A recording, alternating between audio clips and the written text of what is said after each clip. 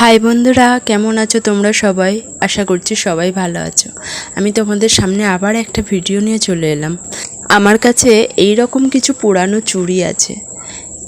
এই চুড়িগুলো সবসময় পরতে ভালো লাগে না, একই রকম চুড়ি হয়ে গেছে।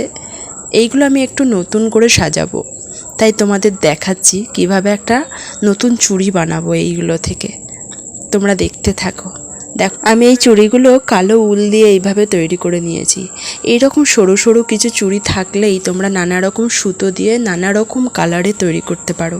এগুলো করা খুবই সহজ। এগুলো একটু আঠা দিয়ে বসিয়ে দড়িগুলো পাকিয়ে পাকিয়ে নিয়ে গেলেই এইভাবে তৈরি হয়ে যায়। সেটা আমি অফ ক্যামেরায় করে নিলাম। এই চারটে চুড়ি আমি একটার সাথে আর একটা আঠা দিয়ে জুড়ে নেব। এইরকম চওড়া হয়ে গেছে। তারপর এর উপর আমি এই ব্লু কালারের নেটটা বসিয়ে নেব। নেটটা কিন্তু ভীষণ নরম নেট। আমার একটা অ্যানিভার্সারি পার্টিতে নিমন্ত্রণ আছে, তাই এইরকম একটা নেটের শাড়ির সাথে একটা নেটের ব্যাঙ্গেলস আমার লাগবে, তাই আমি এটা বানাতে বসেছি। ভাবলাম তোমাদের দেখিয়েও দিই। আমি যে ফেভিকল আঠাটা দেখালাম, এটা আমার প্রায় শেষ হয়ে এসেছে। আমি এটা দিয়েই তৈরি করব। এই নেটটাকে উপর দিয়ে এইভাবে বসিয়ে নেব আঠা দিয়ে। এইভাবে বসালে আরও বেশি সুন্দর দেখতে লাগবে, ডিজাইনটাও বোঝা যাবে নেটের কাপড়ের। আমি যদি চুড়িগুলো সাদা উল দিয়ে তৈরি করতাম, এটা আরও বেশি ভালো লাগতো, কারণ নেটের ডিজাইনটা আরও ভালোভাবে বোঝা যেত। আমার এইভাবে তৈরি হয়ে গেছে। দেখো, চুড়িটা কালো লাগছে অবশ্য, ব্লু কালারটা অতটা বোঝা যাচ্ছে না, যেহেতু কালো চুড়িগুলোর উপর ওইটা বসিয়েছি, নেটটা বসিয়েছি তাই। তো যাই হোক, এবার আমি তোমাদের ডিজাইনটা করে দেখাবো। এই কয়েকটা কাঁচ নিয়ে নিয়েছি, আর তার সাথে এই ছোটো ছোটো চুমকি টিকি নিয়ে নিয়েছি।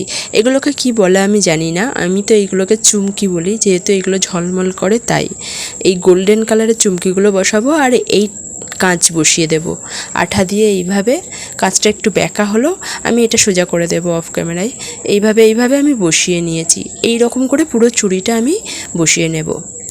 আমার নিজের জন্য এই হাতে বানানো গয়না তৈরি করাটা কেমন লাগে তোমরা আমাকে কমেন্ট করে জানিও। ভালো লাগলেও লাইক করে দিও। নিজের হাতে গয়না বানানোর এটাই সুবিধা, নানা রকম ডিজাইনের জিনিস তৈরি করে ঘরে বসেই নানা রকম জুয়েলারি বানিয়ে পরতে পারবে। এই কাঁচগুলো যে দেখতে পাচ্ছ, এগুলো কিন্তু আসল কাঁচের টুকরো, কারণ এইগুলো প্লাস্টিকেরও হয়। আমার কাছে এই আসল টুকরোগুলোই আছে। দোকানে এই কাঁচগুলো নানা রকম টাইপের তোমরা পেয়ে যাবে। আমার কাছে এই গোল আকারের কাঁচগুলোই রয়েছে। আমি এইগুলো বসিয়ে দিচ্ছি। দেখো, তোমাদের সাথে কথা বলতে বলতে অনেকটাই বসানো হয়ে গেছে। আমার এইগুলো পুরোটাই অফ ক্যামেরায় বসানো হয়ে গেছে। এই রকম দেখতে লাগছে। এরপর আমি এর উপর একটু ডিজাইন করব। তোমরা চাইলে শুধু এই রকমও রাখতে পারো, কারণ এই রকমও ভালো লাগে। আমি এই সুতোটা নিয়ে নিয়েছি সাদা কালারের, যেহেতু ব্লু কালারের চুড়ি তাই সাদা কালারটা বেশি ভালো লাগবে দেখতে। আমি এই সাদা সুতোটা আঠা দিয়ে বসিয়ে নিয়েছি।